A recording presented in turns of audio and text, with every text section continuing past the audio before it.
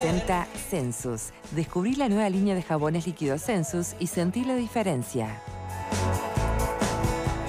Y en especial a nuestros panelistas, si se quedan con alguna molestia en la garganta por aquello que no pueden decir, les recomendamos Oroflogol, un antiséptico bucal de agradable sabor, fácil de usar en spray o también pueden hacer gárgaras, como prefieran usarlo.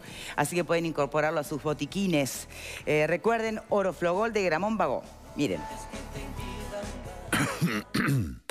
Dolor de garganta, aftas, inflamación. Oroflogol. Es rápido y efectivo y dura más. De Gramont Bagó. Bien, estábamos analizando en el bloque anterior estas noticias que tenemos del acuerdo, por llamarlo preliminar, entre el gobierno y UPM. Estábamos viendo cómo se vincula de alguna manera el vínculo laboral, porque una de las miradas más significativas también están dadas en desde qué punto de vista Uruguay termina siendo tan atractivo, ¿no?, para la inversión extranjera. En algunos puntos ranqueamos bárbaro, en otros no tanto. Y de hecho, según algunos índices, entre 134 países andamos bastante bajo en lo que remite a temas de contratación, de cosas que se puedan hacer con un poco más de flexibilización con los trabajadores. ¿Esos índices son relevantes, no son relevantes? ¿Cómo lo toma el PIT-CNT? Yo descreo totalmente de esos rankings, no sé quién los hace, te digo la verdad. Bien. Porque, en definitiva, la negociación colectiva es una herramienta ¿de qué? Para mí es una herramienta de estructurar un camino de desarrollo que no sea solamente capturado por la rentabilidad de las empresas, sino que se comparta con la gente. Los mecanismos generalizados de negociación colectiva, en Uruguay por lo menos, cosa que no sucede en el mundo. Nosotros miramos a América Latina, realmente esto que hay acá no existe. Y peor en el mundo, digamos. Las cosas que suceden en el mundo del trabajo son realmente en muchos casos aberrantes. Pero hagamos este cálculo. El Producto Bruto Interno crece, tenemos consejos de salario, negociación colectiva tripartita, obligatoria por rama de actividad. Eso implica asociar ese crecimiento al salario de la gente. Que subieron un 50 y pico% en los últimos 12 años. Directamente asociada al mundo del trabajo, pero tiene otro impacto. Si nos va bien a los trabajadores, a las partes en la negociación, en el consejo de salario, inmediatamente crecen las pasividades, porque las jubilaciones están vinculadas al índice medio de salarios. Inclusive sectores empresariales que sus negocios están vinculados al mercado interno, ven mejorar la demanda interna y tienen posibilidades de realizar su producción. Es decir, yo quiero inscribir que los mecanismos de negociación colectiva le hacen bien no solamente a los trabajadores, sino al desarrollo nacional de las grandes mayorías por lo menos, ¿no? ¿Y alguien está en contra de la negociación colectiva? Bueno, la queja que han presentado, yo quiero ser estricto en esto, sí, la Cámara de Industria y la Cámara de Comercio. Sí. Yo también dije que las cámaras luego por abajo negocian y acuerdan, sí, en el Consejo de Salario. Y que se presentó porque ellos rechazaron una propuesta del PIT-CNT. Quiero reafirmar esto. Nosotros le dijimos a las cámaras la posibilidad de acordar mecanismos formalizados de prevención de los conflictos como forma de que ellos no insistieran con la queja. Lo rechazaron. ¿Por qué rechazaron? Porque para la parte trabajadora, antes de un conflicto, es de sentido común. Primero, conversar con la patronal, presentar las reivindicaciones, tratar de resolver los problemas. Y luego, si no se resuelve, ir al Consejo de Salario, ir al Ministerio y luego, al final, tomar las medidas de lucha que se entiendan correspondientes. Las quejas remiten a la ocupación, por un lado. Lo que sucedió es que las cámaras empresariales nunca estuvieron dispuestas a renunciar a su derecho a despedir. ¿Qué es lo que decíamos nosotros? Bueno, si es lógico que un trabajador converse, dialogue antes de un conflicto, ustedes hagan lo mismo. Busquen llegar a acuerdos antes de producir un problema y vemos si por ahí lo resolvemos. Me gustaría escuchar del propio Coralo, Washington Coralo, que es el presidente de la Cámara de Industrias del Uruguay. ¿Les parece que está en este momento en un móvil con Tania Melgar? ¿Cuál es su postura frente a este tema?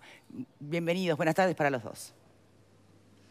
Hola Victoria, buenas tardes. Bueno, vamos a realizarle la primera consulta un poco a propósito de lo que comentaba Marcelo Abdala en piso. Bueno, si la rentabilidad de las empresas no es compartida, medio entre comillas, ¿no?, por así decirlo, con los empleadores. Y por otro lado, bueno, un poco una línea de razonamiento es que, bueno, si no hay empresas, tampoco habría trabajo para las personas. Entonces, bueno, por un lado consultarle eso a Coralo, que le damos las muchas gracias por estos minutos, y también poder hablar un poco sobre este conflicto que hay a propósito del informe de la OIT con respecto a las ocupaciones que las ven como una extensión al derecho a huelga. Buenas tardes, el primer análisis de... Buenas tardes para todos. Esto es un análisis que no se puede realizar en 15 minutos, en 20 minutos. Esto es un tema muy profundo. Primero que nada vamos a aclarar que yo respeto muchísimo al señor Marcelo Abdala, respetamos al PIT-CNT, pero hay que precisar, decía Ortega y Gasset, o precisamos o nos callamos. En algunas cosas el señor Abdala no dice la verdad total. Yo les voy a hacer una pequeña raconto. Primero que nada, las empresas, cuando uno funda una empresa, la empresa se basa en 4 pilares que son accionistas, los fondos de donde van a provenir la inversión, que normalmente son bancos. Después un tercer grupo importante son los impuestos que van a pagar las empresas, y después son las remuneraciones a sus trabajadores. El señor Henry Ford decía, tenemos que hacer los mejores autos con los menores costos, pagando los mejores salarios posibles. A ningún buen industrial se le pasa en la cabeza pagar salarios por abajo de sus capacidades o por arriba de sus posibilidades en ambos casos, porque justamente la capacidad de la gente de poder tener un salario digno es lo que mueve la economía. Pero las empresas sí lo comparten, porque las empresas, una vez que trabajan y tienen su giro, tienen que pagar a sus proveedores, tienen que pagar al banco sus intereses, que es la retribución que tienen los que prestan el capital, tienen que pagar a sus accionistas en forma de dividendos, que es la retribución que tiene que tener la gente que apoya al mundo del trabajo. Pagan a sus trabajadores sus salarios con sus cargas sociales, que es la retribución justa y lógica que tienen que tener. Y al final de todo, cuando queda, que es lo que pasa, hacen un fondo para reinvertir y tratan de sacar algún dinero ellos. Pero en estos últimos tiempos estamos viendo que la inversión, si bien tal vez ha subido en proyectos, en montos ha caído. Hemos visto que ha crecido el PBI del país, han perdido más de 40.000 puestos de trabajo, lo cual quiere decir que la gente antes de contratarse está volviendo muy cautelosa, porque hay una serie de razones que hay que estudiar en el mundo moderno que se viene, no solo en el mundo del trabajo, sino en el mundo de lo que es el concepto de flexibilidad laboral bien entendida, que van a influir en los futuros del Uruguay. Y con respecto a la queja de la OIT, recordemos que la queja de la OIT, cuando esto arranca en el 2006, como dije yo el otro día, ya es una niña que va a cumplir casi 10 años, esperemos que no le festejemos los 15 años a esta adolescente que es la queja. Antes de ser presentada al Parlamento ya se dijo que no iba a cumplir con los preceptos de la OIT. Del mismo modo que a veces se presentan leyes que son tomadas como inconstitucionales en el país. Se presentó la queja, las cámaras empresariales que tienen la representación de la OIT, en representación de todos los empresarios del país, y no solamente Cámara de Comercio y Cámara de Industria, como dijo el señor Abdala, las cámaras de industria, la Cámara de Comercio que tiene la representación de todas las empresas del país, hicimos saber a la OIT y presentamos más de 13 puntos de discrepancia con la ley como había sido votada. La OIT informa, después de un estudio, que de los más de 13 puntos, 8 puntos corresponden que realmente el gobierno uruguayo tome nota y envíe una nueva ley, una nueva propuesta de ley al Parlamento para modificar los puntos en los cuales pide. Uno de los puntos era justamente el de la ocupación de las empresas. No estaba específicamente, eran 8 puntos básicos. Lo que nos llama la atención a nosotros es que Uruguay es un país que firmó muchos convenios con la OIT, de hecho de ser de los países que tienen más firmados con la OIT. La OIT fue fundada en 1919, ya en 1917 Valle había puesto la jornada laboral de 40 horas, el trabajo para las mujeres de 8 horas, el trabajo de los menores. Ya Uruguay era un ejemplo y un paradigma en beneficios sociales y en relaciones sociales. Cuando la OIT dice estos puntos, perfecto, nosotros queríamos más de 13 puntos, aceptamos, porque la parte de lo que es el concepto de diálogo es aceptar las propuestas de los demás. Cuando la OIT hace una propuesta que es a favor de los empleados, es una propuesta progresista. Ahora, cuando la OIT hace una propuesta razonada y lógica como la que hace ahora, que hay que escuchar a las dos partes, el PIT-CNT dice que la propuesta es anacrónica. Y nosotros, desmiento que no hayamos conversado, de hecho, si la audiencia tiene memoria, hace más de 2 años y medio, prácticamente 900 días, que las cámaras de industria y la Cámara de Comercio, junto con el apoyo de aquel momento eran las famosas 24 gremiales, decidimos dar un tiempo de espera para permitir sentarnos a conversar. Vino el señor ministro Murro, nos sentamos a conversar con el ministro Murro, nos sentamos a conversar con la Cámara de Comercio, y dialogamos con todas las demás gremiales empresariales del país y dijimos, vamos a buscar una solución. Nos pidieron 1 año, se dio 1 año, conversamos, no hubo acuerdo. Volvimos a dar otro plazo con algunas críticas que se nos hicieron de parte de los sectores del trabajo. que dan el trabajo. No, a ver, nuestro espíritu es tratar de solucionar esto porque apelamos al diálogo. Diálogo es eso. Volvimos a dar un plazo, no tuvimos respuesta. Y de hecho, en los últimos tiempos vinieron algunas propuestas que nosotros no las entendimos así, porque la OIT reafirma los principios. La OIT no reconoce en forma expresa, sino en forma tácita, que la ocupación no es una extensión del derecho de huelga, y de hecho pide que en caso de un conflicto puedan entrar las partes. Dice, es como que vayan al estadio Peñarol y Nacional. Yo me acuerdo que hace 30 años atrás yo iba al estadio y tengo hijos de Peñarol y Nacional y no pasaba nada. Yo no sé quién es el que pone la voluntad de poner piedras en el camino. La voluntad del empresariado uruguayo es generar más puestos de trabajo. La voluntad del empresariado uruguayo es que de cada 100 pesos que se le paga a los funcionarios hoy, prácticamente solo reciben el 50%, el resto se va por otros fondos. Entonces el problema no es lo que gana la gente, sino lo que le cuesta a las empresas. Nosotros hemos buscado la posibilidad de que en el futuro Uruguay pueda tener un mecanismo que las empresas puedan tener un sistema de distribución en base a un programa por objetivos cumplidos, que los funcionarios puedan tener un beneficio marginal, un fringe benefit, de manera tal que a fin de año haya una compensación extra, si así lo ameritan los números de las empresas, que esa compensación no genere para los trabajadores IRPF y que esa compensación no genere para las empresas aportes a la seguridad social, y que además eso se vuelca a la masa salarial del país, porque lo que no se cobra por ese lado va a ir en IVA, porque la gente va a gastar más vehículos, va a consumir más, va a ir a los shopping, se va a ir de vacaciones. O sea, la economía es un vaso comunicante. Lo que nosotros queremos es ser afines al trabajo. No estamos contra el trabajo y seguimos dialogando. De hecho, hace 4 días nos hemos juntado nuevamente con el señor ministro de Trabajo y la Cámara Nacional de Comercio, y acordamos, después de la visita del director general de la OIT, que viene este lunes que viene a Uruguay, el señor Guy Ryder, volver a juntarnos con Cámara Nacional de Comercio y con consulta previa, o lo que es el concepto de las 24, o sea, la Confederación Empresarial, porque eso abarca prácticamente el 90% del espectro del trabajo del Uruguay, ver qué manera podemos seguir progresando en alguna solución que cumpla todos los sistemas. Sí, Victoria, ¿no está invitado a esa reunión el PIT-CNT? Sí, claro. El Guy Ryder viene de 9 a 10, es una reunión que va a ser en la Cámara Nacional de Comercio, y de tarde hay una presentación del director Guy Ryder en el Parlamento, que están invitados todos los actores del país, políticos y del trabajo. Nosotros no somos quienes, porque además las invitaciones normalmente las cursa la OIT. Todas las invitaciones vienen en la forma y el formato OIT. Bien. En concreto, preguntas más de fondo. ¿Para ustedes habría que ir a la flexibilización laboral como ocurrió en Brasil, como está ocurriendo en Argentina? Yo no comparo países, yo comparo la palabra flexibilización laboral. La legislación uruguaya es de 1915. Ha habido ayer, leímos que hubo una conferencia muy interesante con renombrados doctores, el doctor Razo, Pérez del Castillo, que todos están de acuerdo que hay que ir a una flexibilización laboral. Flexibilizar laboralmente no quiere decir importar ningún modelo brasilero o del exterior, quiere decir adecuar las realidades del trabajo al Uruguay a un mundo moderno y cambiante, que va a hacer que si no buscamos la capacidad de mantener esos puestos de trabajo, los índices de desempleo no van a bajar, por el contrario podrían subir, y lo que nosotros queremos es empleo pleno, porque bien lo dijo el señor Abdala, la manera que la economía de un país se mueva es que haya empleo pleno, y para que haya empleo pleno tiene que haber trabajo que cumpla los dos requisitos, que pueda ser remunerado correctamente por el actor del trabajo y que el que trabaja también haga su justo esfuerzo y contraparte para recibir esa remuneración.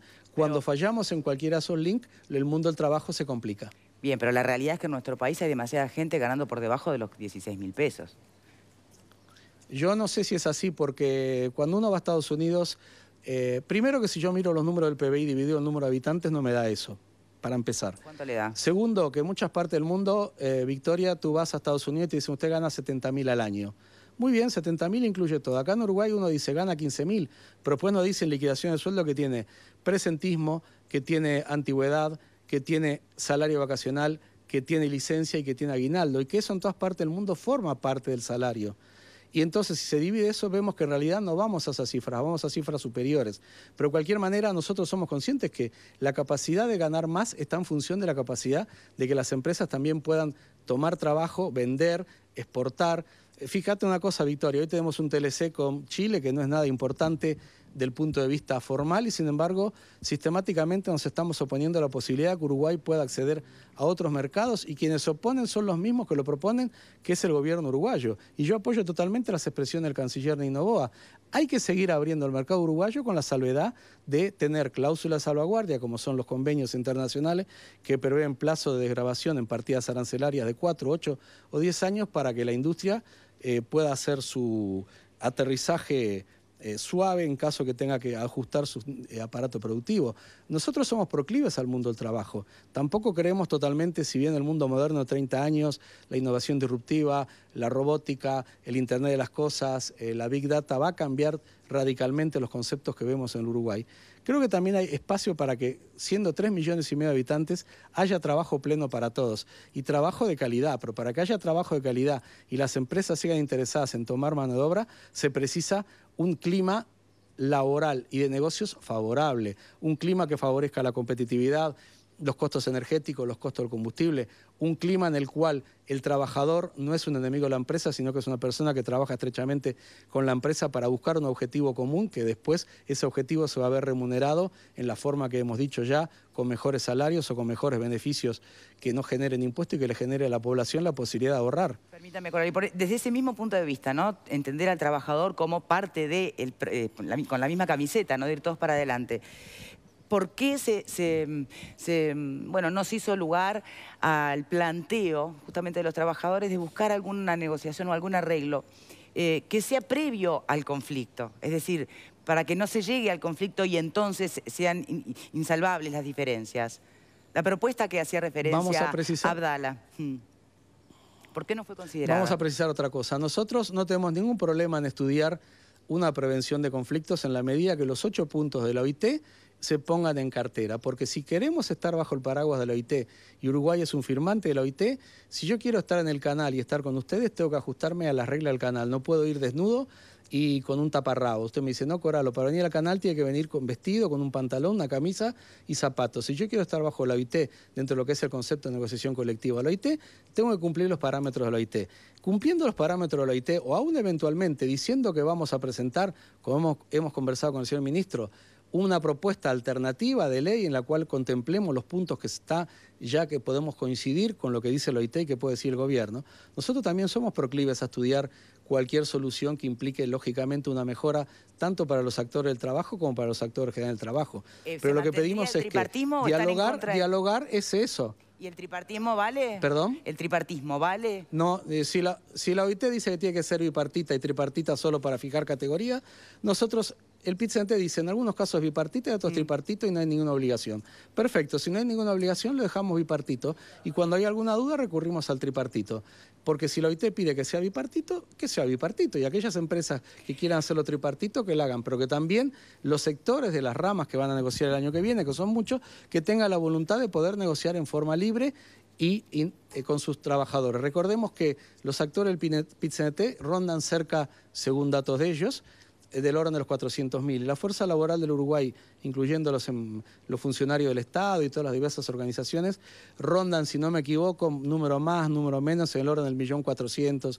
Quiere decir que hay cerca de 1 millón de personas que no están afiliadas a ningún sindicato y que es bueno que también los actores de las empresas que trabajan de todos los rubros, hay gente que también no pertenece a sindicatos y está con condiciones de poder negociar y conversar con las empresas y con sus empresarios de manera libre y sin tener ninguna coerción. Washington Coralo, presidente de la Cámara de Industrias del Uruguay, muchísimas gracias por estas opiniones. Muchas gracias, Tanita. Volvemos a estudios nosotros aquí, ahora para efectivamente poder escuchar la opinión de Abdala. Desde el respeto humano al señor Coralo, pero una divergencia frontal, digamos. Hay cosas que se escuchan acá que parecen insalvables, ¿no? O sea, Lo que pasa es que ellos quieren todo o nada. ¿Y ustedes están...? No, nosotros dijimos, si acordamos en mecanismos de prevención de conflictos, ya lo que hoy es una insignificancia estadística, como las ocupaciones, se reduce aún más. Tomemos una cifra. En el año 2006 hubieron 351 audiencias en el Ministerio. En lo que va del año 2017 hubieron 1.700. Por cada una de esas hay 10 que se resolvieron antes. La inmensa mayoría llegamos a un acuerdo. Yo quiero establecer con claridad algunas cuestiones. El señor Coralo dijo en una conferencia de la organización Somos Uruguay, que el asunto de las empresas es la rentabilidad, no el empleo. Las cámaras empresariales vienen rechazando una propuesta del PICNT, que es la generación de un ámbito tripartito para discutir la promoción del trabajo de calidad. Lo que ellos rechazan, en realidad, el centro de su queja en la OIT, que para mí le hace mal al trabajo y le hace mal al país, deberían retirarla, es la negociación colectiva tripartita, obligatoria y por rama de actividad. Es esa el centro de la queja. ¿Qué sucedió? Porque esto es importante que la gente lo tenga claro. Cuando no se convocaron a los consejos de salario, cuando la negociación colectiva era como quieren ellos, voluntaria y libre en aquellas empresas que lo han querido. Arrancamos en el año 1990 con un entorno de un 50% de la población trabajadora con limitaciones en el empleo y terminamos en el año 2000 por arriba de un 60%. Negoció algo por arriba del 10% de la población trabajadora. Hoy negocia todo el mundo. Bien, si me permitís, está claro digamos, tu contrapunto. Me gustaría saber qué opinan aquí. A mí me parece que el punto ciego de todo esto es la negociación por rama de actividad. Yo creo que el punto clave acá y lo que en el fondo genera una distorsión es la negociación por rama de actividad. ¿Por qué? Porque no se puede poner en pie de igualdad una empresa, aunque sea de la misma rama, que tenga, no sé, 300 empleados, que tenga determinados mecanismos, que genere determinada productividad, en fin, con una empresa que de repente tiene 30 empleados, que los costos de esa empresa que tiene 30 empleados van a ser mayores en función del volumen de facturación que tenga o de los negocios que desarrolle, pero la negociación por rama de actividad obliga a poner a todo el mundo en pie de igualdad. Y no son todas las empresas iguales, no lo son. Entonces se obliga, por este mecanismo, se traslada, se perjudica a las empresas menores en definitiva. Se altera la competitividad de las empresas porque se termina beneficiando a aquel que tiene mayor fuerza que la empresa más grande. A ver, es al revés. Digamos, más rápido en la rama, ¿desde qué punto de vista? En la rama se termina acordando el promedio básico del conjunto. Nada impide, por arriba de la rama, que en una empresa grande se mejoren las condiciones que están establecidas. Yo no voy a negociar en la rama metalúrgica, cuya mayoría de las empresas son pequeñas y medianas, como si todas fueran como la más grande. Yo tengo que negociar una cosa sensata, porque no es un buen acuerdo para mí, trabajador, negociar un convenio colectivo que me deje sin trabajo. Es decir, en realidad es ¿cuán todo lo cortoplacista es? Perdón que te interrumpa, pero la dejo planteada para después la pausa. ¿Cuán cortoplacista se está haciendo? Tanto desde los sindicatos como desde la rama empresarial. ¿Qué opinan? ¿Qué madurez de clase de un lado y del otro hay? ¿Me lo piensan? Pausa y volvemos. Ya venimos.